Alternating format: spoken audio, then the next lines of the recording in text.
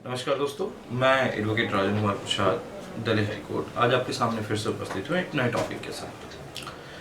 आज का टॉपिक है, जैसा कि हम जानते हैं भारत के अंदर बहुत सारे ऐसे लोग हैं जो सरकारी नौकरियों के लिए तैयारी कर रहे हैं या सरकारी नौकरी में हैं, या फिर कोई भी व्यक्ति सरकारी नौकरी में होते हुए अगर उस पर कोई केस बन जाता है या फिर अगर वो गिरफ्तार हो जाता है किसी केस में, तो उस गिरफ्तारी का उसके नौकरी के ऊपर क्या प्रभाव पड़ेगा, इसके बारे में जानेंगे। इस वीडियो के माध्यम से सारी चीजें मैं क्लियर करूंगा आज आपके सामने, क्योंकि बहुत सारे क्वेश्चंस ऐसे हैं जो लोग मुझसे पूछते हैं कि अगर सरकारी नौकरी के लिए तैयारी कर रहे हैं, हमारे ऊपर केस हो गया, तो क्या हम सरकारी नौकरी कर पाएंगे, नहीं कर पाएंगे। इन्हीं के ऊपर मैंने आज ये टॉपिक लिया और इन्हीं सब बातों के ऊपर जो है मैं क्लियर करने वाला हूँ, ताकि आपके मन में कोई भी संकोच या शंका ना रहे। स्टार्ट करने से पहले मैं आपसे रिक्वेस्ट करूंगा कि चैनल पर अगर नए हैं तो प्लीज़ चैनल को सब्सक्राइब जरूर कर दें। वीडियो अगर पसंद है तो लाइक जरूर करें, शेयर जरूर करें, जिससे कि और लोग भी लाभान्वित हो सकें। साथ ही साथ कमेंट करके मुझे वीडियो कैसे लगी जरूर बताएं। चलिए स्टार्ट करते हैं टॉपिक की तरफ।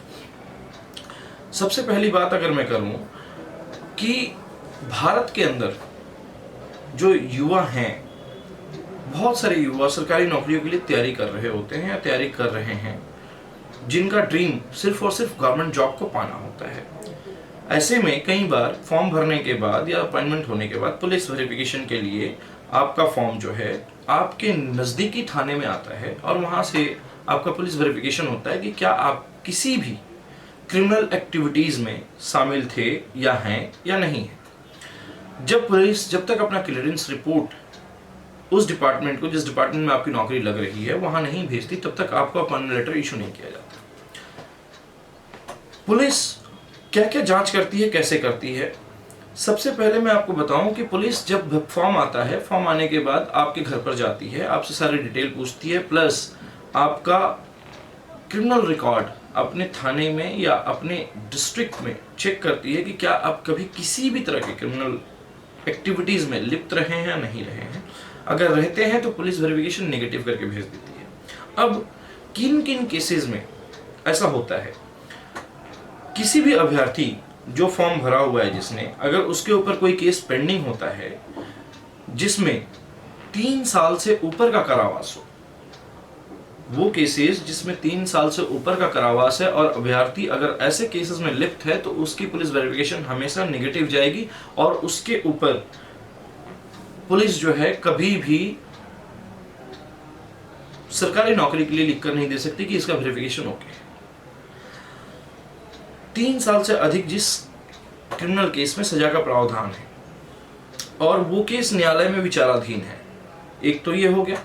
दूसरा, अगर ऐसा कोई केस जो चालू है और चलने के बाद बाइज्जत बरी कर दिया गया है उसे, तो उसे सरकारी सेवाओं में लेने के लिए कोई भी मनाही नहीं है और लिया जा सकता है। भले रिकॉर्ड पर अभ्यर्थी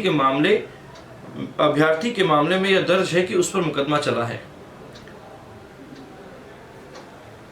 मैं फिर से ये टॉपिक क्लियर कर दूं, ये लाइन कि अगर किसी व्यक्ति के ऊपर कोई मुकदमा चला है और उसमें वो बाइज्जत बरी है, तो उसका वेरिफिकेशन पॉजिटिव जाएगा। उसके लिए पुलिस डिनाई नहीं कर सकती और नहीं मना कर सकती, चाहे वो 3 साल से ऊपर के भी केसेस क्यों ना हो। जो 3 साल से या 3 साल तक की जो सजा के प्रावधान है, उसमें कौन कौन से हो सकते हैं? मानव शरीर से संबंधित अपराध, संपत्ति से संबंधित अपराध और देश के विरुद्ध होने वाले अपराध से जुड़े ना हो वो मामले।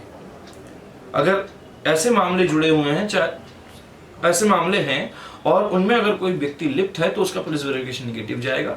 दूसरा पॉइंट ये था कि अगर कोई केस चल रहा है और उस चलने के बाद, ट्रायल होने के बाद, अगर वो व्यक्ति बाइज्जत बरी हो चुका है, तो उसका पुलिस वेरिफिकेशन पॉजिटिव जाएगा। तीसरा, छोटे मोटे मामले, हम कई बार ऐसा देखते हैं कि कोर्ट में कोई भी अगर केस चल रहा होता तो हम कहीं भी केसेस में, किसी भी केसेस में हम आकर समझौता कर लेते हैं या समझौता का आधार पर हम केस को खत्म करवा लेते हैं। वो बाइज्जत बरी नहीं होता, ये ध्यान रखेंगे।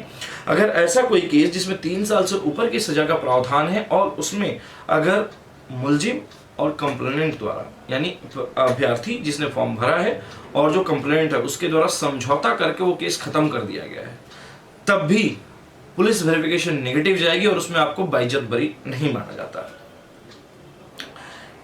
इसके अलावा अब मैं बात करूं तो अगर पुलिस ने आपके विरुद्ध कोई, अब ये ध्यान देने वाली बात है कि 107-51 सीआरपीसी के बारे में हम सभी जानते हैं। इसका मतलब होता है कि सोसाइटी के अंदर, जिस समाज में आप रहते हैं, उस समाज के अंदर कोई भी आपके खिलाफ न्यूसेंस यानी शोर शराबा या हंगामा या उत्पात मचाने का कोई केस दर्ज ना हो। 107 और 151 के तहत जो है आपके ऊपर कोई भी मुकदमा दर्ज ना हुआ हो या कलंदरा ना काटा गया हो। अगर ऐसा होता है, 1-2 अगर होते हैं तो चल जाता है, लेकिन अत्यधिक अगर 1 या 2 से ज्यादा अगर हैं तो उस एवज में भी आपका पुलिस वेरिफिकेशन नेगेटिव जाएगा। तो इस बात का ध्यान रखें कि अगर ऐसा कोई भी केस दर्ज हो तो कोशिश करें कि इन केसेस से और लफड़ों से बचें, जिससे कि कोई भी दिक्कत ना आए। अब गिरफ्तारी का प्रभाव क्या होता है ये देख लें। जो व्यक्ति, अभ्यर्थी जो है, अगर वो किसी केस में लिफ्ट हो जाता है और अरेस्ट हो जाता है जिसमें 3 साल से कम की सजा है, परंतु वो बेल पर है, तब भी पुलिस अगर चाहे तो वो नेगेटिव यानी पॉजिटिव करके भेज सकती है। लेकिन 3 साल से अगर ऊपर की सजा है तो उसमें हमेशा नेगेटिव जाएगा। अगर कोई व्यक्ति सरकारी नौकरी में है और उसके ऊपर एफआईआर दर्ज हो जाता है और एफआईआर दर्ज होने के बाद अगर वो व्यक्ति अरेस्ट होता है और 48 घंटे तक पुलिस कस्टडी या फिर जुडिशियल कस्टडी में रह जाता है, तो उसको बकायदा न्यायिक हिरासत कहते हैं, न्यायिक हिरासत में अगर रहता है, 48 घंटे तक रखा जाता है अगर उसे, तो उस व्यक्ति को तत्काल प्रभाव से सेवा करने का, यानी अगर सरकारी नौकरी में है तो उसको सेवा से निष्कासित कर दिया जाएगा या सस्पेंड कर दिया जाएगा और उसको सेवा का मौका नहीं मिलेगा जब तक उसके द्वारा यह साबित नहीं किया जाता कि उसे उस मामले में बाइज्जत बरी कर दिया गया है। अगर वो बाइज्जत बरी हो जाता है तो ही उसको सेवा में फिर से बहाल किया जाएगा, अदरवाइज उस व्यक्ति को सेवा से निकाल दिया जाएगा। ये जो वीडियो था इसमें ये केस टू केस डिपेंड करता है कि कैसा है और कैसा नहीं। ये ब्रॉड गाइडलाइन है जो मैंने दिया है, इनकी बारीकियों में अंतर हो सकता है केस टू केस, परंतु जो बताई गई चीजें हैं वो बिल्कुल जेन्युइन है और एक्यूरेट है। इसके अलावा अगर आपके मन में कोई भी क्वेश्चन आता है तो आप कमेंट के द्वारा मुझसे पूछ सकते हैं।